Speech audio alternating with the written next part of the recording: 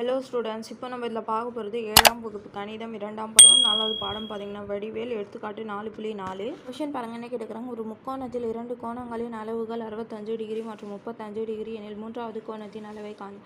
2 கோணம் கொடுத்துட்டு இருக்கா, 3வது கோணம் நம்ம எக்ஸ்ன்னு எடுத்துக்கின்னு ஆன்சர் கண்டுபிடிக்கலாம். அப்போ பாருங்கள், கொடுக்கப்பட்ட இந்த மாதிரி ஒரு படம் வரைஞ்சிக்கோங்க. இது ஏ, இது பி, இது சி.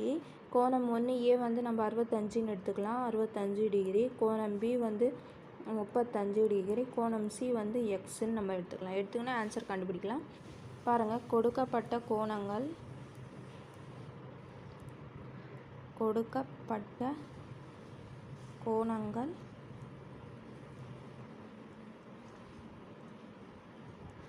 65 டிகிரி மற்றும் 35 டிகிரி. அப்போ 3வது கோணம் நம்ம எக்ஸ்ன்னு எடுத்துக்கலாம். அப்போ 3வது கோணத்தை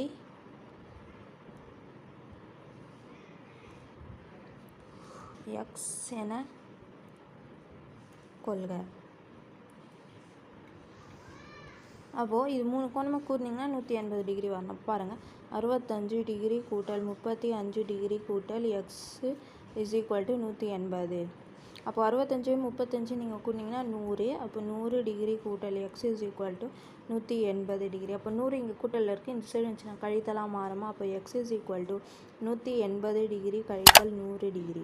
அப்போ கழிச்சிங்கன்னா 180ல் 100 போச்சுன்னா 80. அப்போ 80 டிகிரி. அப்போது 3வது கோணம் பார்த்தீங்கன்னா 80 டிகிரி. புரிஞ்சுதுங்களா? அவ்வளோதான். எடுத்துக்காட்டு 4.4 முடிஞ்சிச்சு.